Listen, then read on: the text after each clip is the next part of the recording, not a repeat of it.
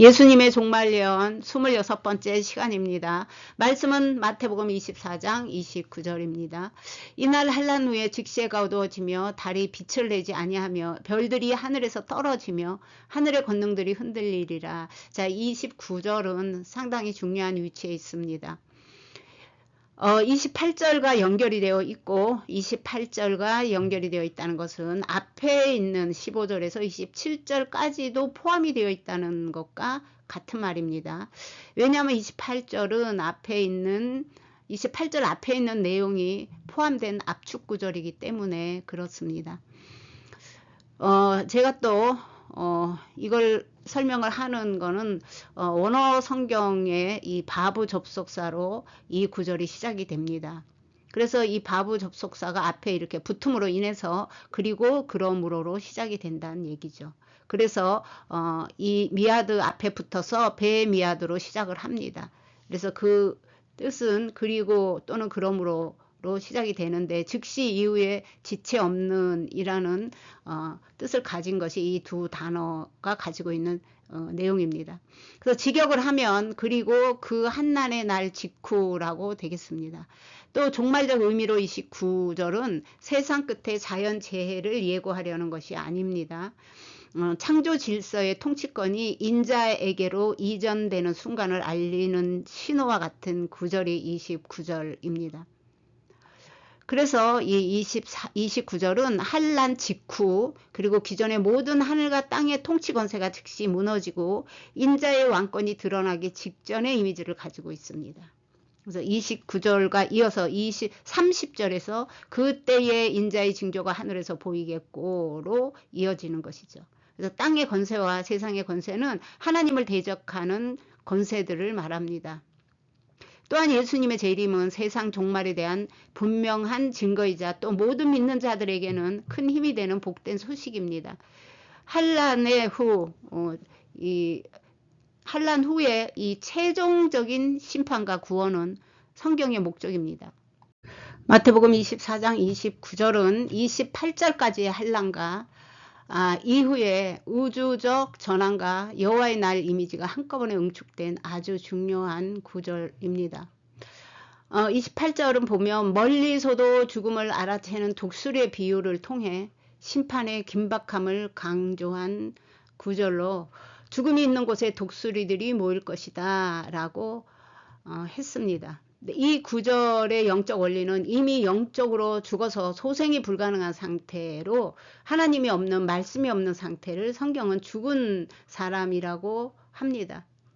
예수님이 오기 전 어떤 상황이 있었는가, 그게 28절까지의 내용이었다면 29절에서 31절까지는 예수님의 재림에 대한 말씀을 하고 있습니다. 29절을 다시 한번 읽어보면 그날 한란 후에 즉시 해가 어두워지며 달이 빛을 내지 아니하며 별들이 하늘에서 떨어지며 하늘의 권능들이 흔들리리라. 자, 여기서 예수님은 구약 선지자의 종말 언어를 그대로 사용하고 인용하고 있는 것을 볼 수가 있습니다. 28절은 종말의 큰 전쟁을 압축한 내용이었다면 29절은 인자가 오심으로 어둠의 영역이 파괴되고 붕괴되는 현상을 압축하고 있는 내용입니다. 한란이란 동일한 언어가 사용된 다니엘 12장 1절을 읽고 한란에 대한 말씀으로 이어가겠습니다. 이 12장 1절은 하나님의 백성을 향한 최종적 압박과 마지막 심판의 시간들을 표현한 구절입니다.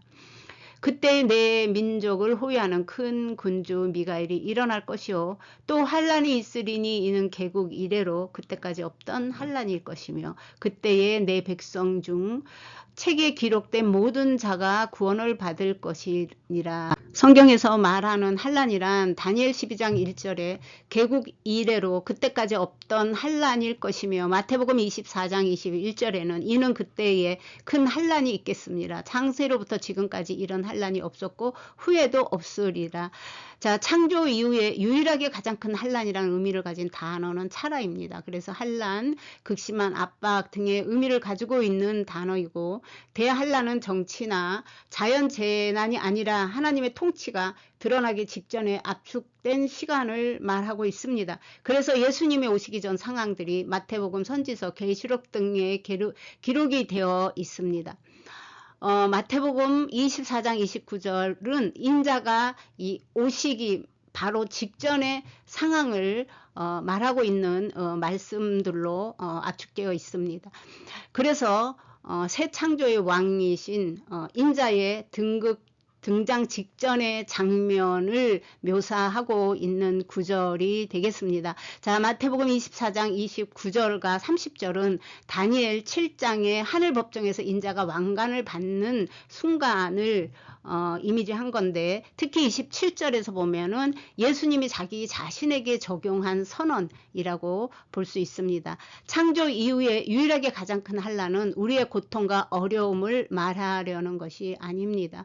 자, 그리스도의 다시 오심을 알게 해서 우리를 구원하려는 것이 목적입니다. 자, 환난은 우주적 징조 그리고 인자의 나타남, 이러한 것들이 단절 없이 하나의 종말의 계획들이 연속적으로 정해진 순서대로 이어지는 그림을 하고 있습니다. 완전한 승리를 선포하는 것, 그리고 그때에 늘 거짓된 복음으로 혼란만 선포하던 그 소리도 듣지 않게 될 때가 그때가 될 것입니다.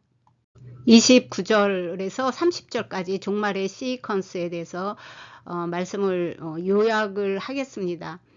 환난 후에 우주적 붕괴가 일어납니다. 그게 오늘 본문인 29절의 내용입니다. 마치 연속적인 순서 과정의 패턴이 인자의 오심으로 완성을 향해 진행되는 과정이라고 볼 수가 있고요. 그 다음에 해, 달, 별, 하늘의 권세가 또 붕괴가 됩니다.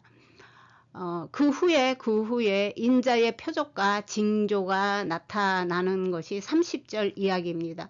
하나님은 언제나 일어날 이 재앙을 말하는 것이 아니고 이미 하늘에서 결정된 왕권의 이전을 시간 속에서 보게 될 징조를 말씀하고 있는 것입니다. 그 후에 인자가 능력과 큰 영광으로 오신다라는 말씀을 하시는데, 늘 하늘에서 일어난 이 통치권 이동이 땅에서 종말 사건으로 드러나게 됩니다. 또한 우리가 예수님의 재림을 가능한 패턴, 예측을 가능한 패턴입니다. 이러한 패턴들을 우리가 알 수 있다면 말이죠. 자, 그래서 이제 왕이 나타나시는데, 자, 인자로서의 왕권을 가지고 오시는 절차의 구조라고 우리가 볼 수가 있습니다. 또한 이 31절에 가면 택한 자를 모은다라는 말씀이 있는데, 자, 인간의 창조도 가장 마지막에 만드십니다. 여섯째 날에. 그런데 이 패턴도 보면 하나님의 백성들도 가장 나중에 모으십니다. 환난 중에 막 모으는 게 아니죠. 그래서 우리가 흔히 하는 말이 있습니다. 예수님은 지금 오셔도 조금도 이상하지 않다, 이런 말씀을 하시는 것을 가끔 듣게 되는데, 이런 말은 종말의 이해가 부족하다고 볼 수가 있습니다. 하나님은 한치의 오차 없이 철저하게 그분의 계획에 따라 오십니다. 이것이 예수님의, 이 패턴은 예수님이 말씀하신 종말의 패턴입니다. 24장 29절에서 환난 후에 즉시 해가 어두워지고 달이 빛을 주지 않고 별이 하늘에서 떨어지고 하늘의 권능들이 흔들린다.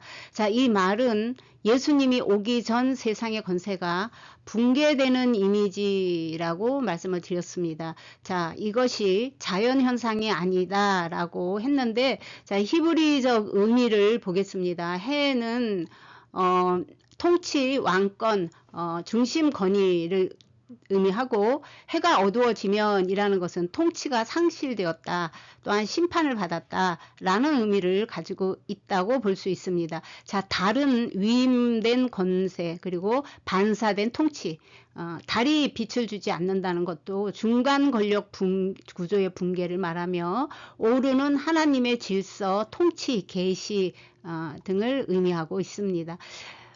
달이 빛을 주지 않는다는 말은 계시와 통치가 중단되었다 라는 의미가 있습니다. 자, 이 별은 천상의 권세, 영적 존재, 열국의 통치자를 의미합니다. 별들이 빛을 주지 않는다는 것은 권위적 약세를 상징합니다. 그래서 신학적 의미도 자연현상이 아니라 이 해, 달, 별은 통치 에너지, 지배력, 권력, 또 보이지 않는 통치 구조 전체를 의미하고 있다고 할 수가 있겠습니다.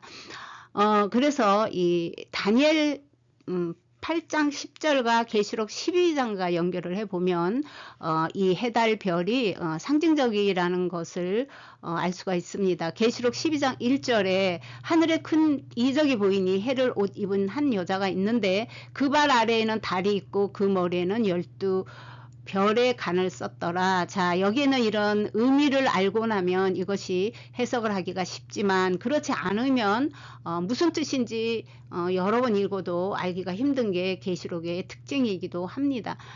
또한 이 다니엘서 8장 10절에 보면 그것이 하늘 군대에 미칠 만큼 커져서 그 군대와 별들 중에 몇을 땅에 떨어뜨리고 그것들을 짓밟고 라고 되어 있습니다. 그래서 상징적인 표현이라는 것을 말씀드립니다.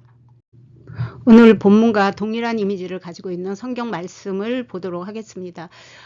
요엘서 2장 여호와의 날에 이 경고에 대한 말씀인데 10절에 보면 그 앞에서 땅이 진동하며 하늘이 떨며 해와 달이 캄캄하며 별들이 빛을 거두며 라고 말씀합니다.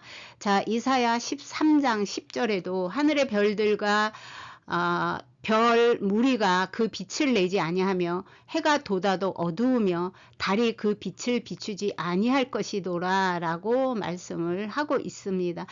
또 이 마지막 날의 심판에 대해서 이사야 13장 19절에 대한 말씀을 한 구절 읽겠습니다. 보라, 여호와의 날 곧 잔혹히 분냄과 맹렬히 노하는 날에 이르러 땅을 황폐하게 하며 그 중에서 죄인들을 멸하리라.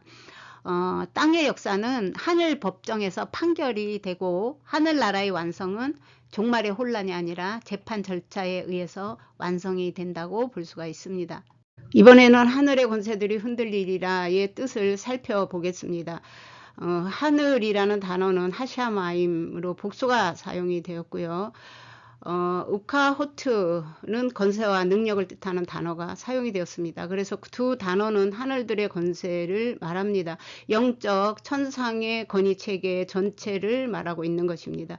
그리고 흔들리리라로 이 사용된 단어는 이트모타투인데 이 의미는 완전히 흔들려서 무너진다라는 의미를 가지고 있습니다. 그래서 그냥 흔들리다 보다 더 분명하게 성경을 볼 수가 있습니다.